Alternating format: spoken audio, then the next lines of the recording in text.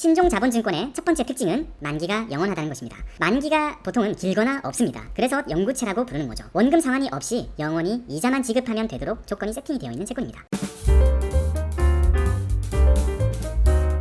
안녕하세요, 박곰입니다. 바로 직전에 올려드렸던 개별 채권에 대한 영상을 너무나 좋아해 주셔가지고요, 채권에 대한 영상을 한동안 계속 좀 찍어보자 이렇게 생각해가지고 준비를 또 했습니다. 이번 시간에는 지난 시간에 우리 개인 투자자들이 할 만한 채권이 몇 가지 있다고 말씀드렸잖아요. 회사채, 금융회사채, 그 중에 신종자본증권, 다양한 매짜린 채권들 이렇게 말씀을 드렸는데요. 그 중에서 바로 신종자본증권을 오늘 준비를 했습니다. 이런 채권들은요, 제가 현업에 있을 때도 매매를 많이 했거든요. 그래서 그때 공부를 많이 해뒀던 것들을 좀 정리해가지고 이렇게 말씀을 드릴 거고요. 당연히 말씀드리다 보면 바뀌었거나 틀린 얘기들이 분명히 있을 거예요. 그런 경우에는 바로 댓글로 남겨주시거나 하면 체크해가지고 그 다음 채권 시간에 꼭 수정을 하도록 하겠습니다. 현업에 있을 때 저를 떠올려보면 상당히 보수적인 편에 속했던 것 같아요. 안전자산들 이런 거 따로 공부를 많이 했었거든요. 그런 것들이 그때는 좀 이상한 행동들이었지만 지금은 금리가 많이 올라가지고 오히려 써먹을 때가 되게 많은 그런 지식이 되었습니다. 그래서 이 영상을 보시는 여러분들도 아마 저랑 성향이 좀 비슷하시다면 이런 채권들 많이 좋아하실 것 같고, 지금 유난히 또 많은 사람들이 채권에 관심을 가지는 만큼 이런 신종자본증권 여러분들께 도움이 되었으면 좋겠습니다.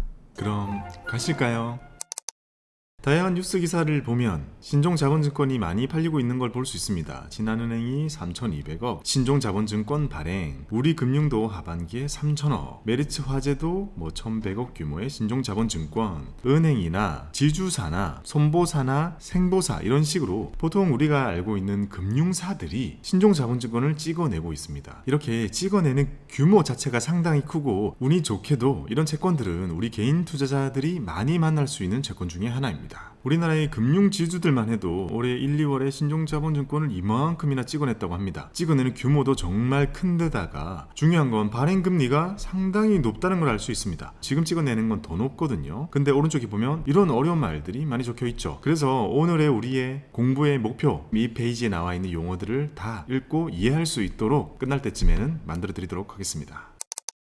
신종자본증권이란 우리가 비슷한 말로 쓰고 있는 많은 것들이 있어요. 영구채, 하이브리드 채권, 코코본드 이렇게 적기도 하고요. 신종자본증권이라는 건 정확히는 조건부 자본증권의 한 종류입니다. 조건부 자본증권이라고 함은 이 속에 신종자본증권 후순위채가 있다고 보시면 됩니다. 그리고 이 조건부 자본증권도 종류가 여러 가지가 있는데요. 전환형도 있고 삼각형도 있고 한데 우리가 가장 많이 보는 것은 삼각형이다 이렇게 보시면 됩니다. 이 페이지 보면 어떤 생각부터 드세요? 어느 하나 우리한테 익숙한 게 없죠. 그만큼 이 자체가 일반적인 회사채랑도 다르게 정말 강남 한복판에서 자산가들이 진짜 전유물처럼 많이 하던 채권이었습니다. 하지만 아마도 제 추측컨대 지금은 정말 일반적인 개인 투자자들도 정말 많이 거래를 하고 있을 것 같고 정보도 많아졌고 그런 식으로 최근에 많이 변했으니까 이제 모두를 위한 채권이다 이렇게 생각하시면 될 것 같습니다. 그럼 이 신종자본증권 과연 어떤 특징들이 있는지 살펴보겠습니다. 신종자본증권은 이런 특징이 있습니다. 첫 번째, 만기가 영원하다. 두 번째, 변제 순위가 낮은 채권이다. 세 번째, 회사가 휘청이면 안 갚아도 된다. 네 번째, 주식과 채권의 중간적 성격이 있다. 다섯 번째, 금리가 높다. 이런 특징들에 대해서 하나씩 배워볼 겁니다. 신종자본증권의 금리가 아주 높은 거를 알 수 있습니다. 그러면 여기 위에 있는 회사채, 이런 일반적인 회사채들 금리도 상당히 높은데 이것들보다 더 높아요. 과연 어떤 이유가 있어서 그런 걸까요? 그리고 더 위로 가보면 국채 유형의 이름은 국고채죠. 요거는 시장의 균형에 의해서 계속 달라지게 되죠. 그리고 바로 밑에 공사채, 이런 공기업들이 발행하고 있는 채권도 상당히 높다는 것을 말씀을 드렸고 이 두 개를 합해서 우리는 국공채라고 부릅니다. 이 페이지에 있는 여러 가지 용어나 이런 것들이 내 눈에 쭉 읽히는 것을 보면서 공부하기를 잘했다 그런 보람도 느끼셨으면 좋겠고요. 박곰이TV 구독을 했더니 이런 것도 이제 내 눈에 보이는구나 라고 자부심도 생기셨으면 좋겠습니다. 그러면 우리는 어쨌든 배워야 할 것은 신종자본증권이라는 것은 대체 뭐길래 다른 친구들보다 이렇게 높은 금리를 우리가 얻을 수 있을까요? 신종자본증권의 첫 번째 특징은 만기가 영원하다는 것입니다. 만기가 보통은 길거나 없습니다. 그래서 영구채라고 부르는 거죠. 원금 상환이 없이 영원히 이자만 지급하면 되도록 조건이 세팅이 되어 있는 채권입니다. 금융사 입장에서 반드시 지켜야 될 필요가 없는 만기가 없어요. 다만 그럼에도 우리가 투자를 하도록 하기 위해서 일정 기간 이후에 회사가 콜옵션을 행사하면서 갚아줍니다. 만기 이전에. 즉 우리는 이걸 보고 투자를 하는 거죠. 이것만 보면 누가 유리하죠? 금융사라고 할 수 있는 이 발행사가 유리한 조건이죠. 투자하는 우리 채권자의 입장에서는 리스크가 좀 더 높다고 볼 수 있고 그래서 금리가 높은 겁니다. 두 번째 특징은 변제 순위가 낮은 채권이다 라는 것입니다. 모든 채권은 우선순위가 있는데요. 그런 우선순위에서 순위가 아주 낮은 것이 이 신종자본증권입니다. 정확히는 후후순위입니다. 더 디테일하게는 이 기업에게 돈을 빌려준 수많은 사람들이 있습니다. 그 중에 갚아야 되는 우선순위를 보면 담보를 가지고 있는 채권, 그 다음은 우리가 흔히 보는 회사채, 그것보다도 낮은 것이 후순위 채권이고요. 근데 그보다 더 낮은 곳에 신종자본증권이 있습니다. 그래서 얘는 후후순위 채권이라고 부르는 거죠. 근데 이 후후순위 채권조차 주식보다는 선순위입니다. 우리가 개별 채권 일부에서 배웠죠. 주식은 운명 공동체인 거죠. 운명 공동체라는 말 뜻이 회사가 어떻게 되든 간에 돈을 먼저 변제해 주거나 그런 건 하지 않는 거죠. 그것보다도 채권들은 타인 자본, 부채, 빚 그런 개념이기 때문에 주식보다는 우선순위가 높지만 그 중에서 거의 가장 낮은 수준의 변제 순위를 보여주는 것이 바로 신종자본증권입니다. 이것만 보면 이런 채권들 중에서도 불리하죠. 그러니까 금리가 높아야겠죠. 또한 신용 등급이 낮게 발행이 됩니다. 채권은 채권별로 신용 등급을 매기는데요. 그런 신용 등급을 매길 때도 신용평가사에서 이 채권은 변제 순위가 너무 낮아가지고 신용 등급을 조금 낮춰야겠다라고 판단을 하기 때문에 보통은 신용 등급이 변제 순위가 낮다는 이유 때문에 낮게 발행이 됩니다. 세 번째 특징은 회사가 휘청하면 안 갚아도 된다는 겁니다. 이거를 원금은 상각된다고 표현을 하고요. 이자는 안 갚아도 된다 이렇게 표현을 합니다. 회사가 이상한 일이 생겨서 힘들어지면 이자 지급을 안 해도 된다는 조항이 있습니다. 주로 발행사의 건전성에 문제가 생기게 되면 경련, 개선, 명령 같은 걸 받아요. 이런 거는 금감원에서 다 해주겠죠. 이런 것들이 떴을 때 이자 지급을 안 해도 된다는 이런 조항이 있습니다. 그리고 특별한 경우에는 원금을 상각하는 조항도 있습니다. 이 특별한 경우라는 건 금융사인데 부실기업으로 지정이 되는 거죠. 그 순간 이 채권은 원금이 상각됩니다. 안 갚아도 된다는 소리입니다. 왜냐하면 워낙 순위가 낮기 때문에 부실기업으로 지정될 만큼 회사가 안 좋아졌을 때는 빨리 기업의 건전성을 회복하는 것이 더 중요하도록 우선순위가 세팅이 되어 있는 거죠. 그래서 회사가 휘청하면 안 갚아도 되기 때문에 이걸 조건부로 상각하는 자본증권이라고 부르는 겁니다. 아무튼 회사가 휘청하면 내 돈 못 받을 수도 있는 리스크를 안고 있구나 그렇게 생각하시면 됩니다. 네 번째 특징은 주식과 채권의 중간적 성격이 있다. 이 말인즉슨 기업의 입장에서는 안 갚아도 된다고 했잖아요. 근데 회사에서 자기 회사의 레퓨테이션을 위해서 만기 이전에 계속 갚아주는 것이 바로 이 신종자본증권이라고 말씀을 드렸습니다. 그러면 어쨌든 글자 그대로는 안 갚아도 되는 빚이기 때문에 회계적으로 요거를 부채가 아닌 자본으로 인정을 해줍니다. 그래서 누가 발행을 하느냐? 금융사들이 발행을 하는 겁니다. 금융사들은 일반적인 회사하고 다르게요. 자기 자본이나 건전성에 대한 규제가 너무 많아요. 그래서 지금처럼 금리 인상으로 인해 채권 평가액 같은 것들이 막 마이너스가 나게 되면 메꾸기 위해서 신용자본증권을 발행하게 되는 거죠. 결국 이런 말이죠. 안 갚아도 되는 빚이 있으면 그거 내 돈 아닌가? 그런 생각으로 발행되는 채권이고 실제로 그렇게 인정을 받기 때문에 이게 기업 입장에서 볼 때는요. 보통 돈이 필요하면 유상증자 해야 되잖아요. 이런 주식 발행을 하는 것보다 훨씬 간단하기 때문에 이런 채권을 찍어내는 거죠. 이렇게 금융사들의 자본 확충 수단이 되고 있는 겁니다.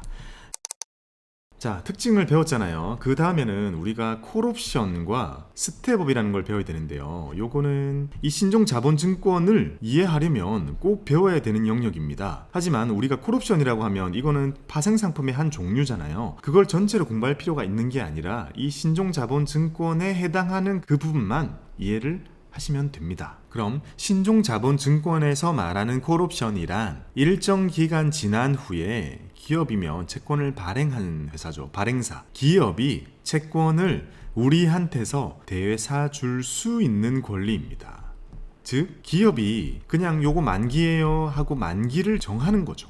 예를 들어 연구체를 하나 샀어요. 연구체 샀더니 만기가 9999년 이런 거예요. 이런 만기인데 5년이 지나서 이걸 발행했던 A은행이 5년이 지났으니 약속대로 만기는 아니지만 콜옵션을 행사하겠습니다 라고 얘기를 하는 거죠. 그러면서 그걸 그냥 만기로 정합니다. 그러면서 돈 쫙 돌려주고 끝나는 거죠. 즉, 이 만기를 정하는 이 권리가 누구한테 있어요? 돈을 빌려간 사람한테 있죠. 즉, 은행이 권리를 가지고 있죠. 그래서 콜옵션은 은행이 가지고 있는데 은행이 이 콜옵션이라는 것을 행사하면 우리한테서 채권을 되사주는구나. 그리고 그것은 우리가 일반적으로 채권 투자를 할 때 만기라고 느끼는 바로 그것이구나. 이것이 콜옵션입니다. 그러면 우리 입장에서는 어떤 일이 생기느냐? 액면상으로는 만기가 길지만 실제로 만기가 길지 않은 이유는 바로 기업이 콜옵션을 행사해 주기 때문입니다. 기업이 발행사잖아요. 일정 기간이 지나면 콜옵션을 행사를 해주거든요. 그리고 우리는 이거를 해줄 거라고 생각하고 신종자본증권을 계속 사는 겁니다. 그러면 기업이 이거를 행사 안 할 수도 있지 않느냐? 당연히 할 의무는 전혀 없어요. 하지만 만약에 안 하게 되면 어떤 일이 생기겠어요? 그 다음부터 이 기업이 찍어내는 신종자본증권이 안 팔리겠죠. 콜옵션 행사 안 해주는 그런 연구체를 누가 사겠어요? 그러니까 웬만큼 기업이 위험한 상황이 빠지지 않는 이상 일반적으로 신종자본증권에 콜옵션을 항상 행사를 해주는 거죠. 그래서 우리는 그걸 믿고 지금까지 계속 사주고 있으니까 신종자본증권을 투자를 할 수 있는 겁니다. 두 번째는 스텝업입니다. 첫 번째, 만약에 금융사가 회사가 어려워져 가지고 콜옵션 행사를 안 하게 되면 우리한테는 엄청난 리스크죠. 그리고 말씀드렸던 것처럼 이 회사의 신종자본증권에 대해서는 엄청난 레퓨테이션 리스크가 생겼습니다. 그거를 만회하기 위해서 만약에 콜옵션 행사를 안 하면 그때부터 금리를 더 올려주겠습니다. 예를 들어 5년 동안 우리 약속대로 4.5%를 이자로 주다가 5년이 지나서 콜옵션 행사 기간이 올 겁니다. 특별한 일이 없으면 우리가 콜옵션 행사를 해서 되사주겠죠. 근데 만약에 그 시점에 우리 회사가 어려운 일이 생겨가지고 원금을 못 갚아주거나 조금 미루는 게 나을 것 같다고 판단이 들면 콜옵션 행사를 안 할 거예요. 그러면 여러분들은 기다리시는 동안 너무 불안하시고 힘드실 수도 있으니까 그 후에는 2%를 더 얹어가지고 6.5%로 드리도록 하겠습니다.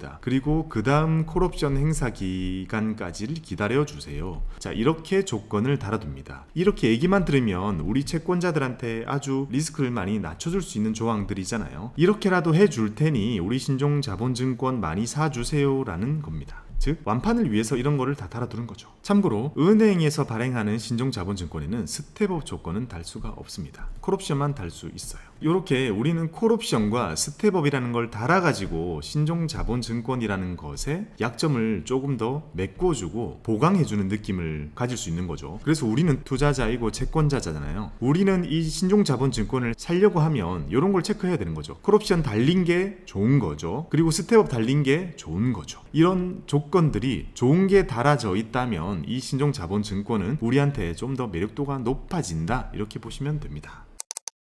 자, 그러면 여기서 또 하나의 궁금증이 생깁니다. 금리가 막 5%씩 달하는 이런 채권 만약 기업이 찍어냈다 그러면 자기네들 건전성 좋아진다고는 하지만 이걸 평생 5%씩 내야 되는데 기업 입장에서도 너무 불안한 것이 아닌가? 이거 위험한 거 아닐까? 그러면 이걸 투자하는 우리는 어떤 걸 걱정해야 될까? 라는 생각이 드시겠죠.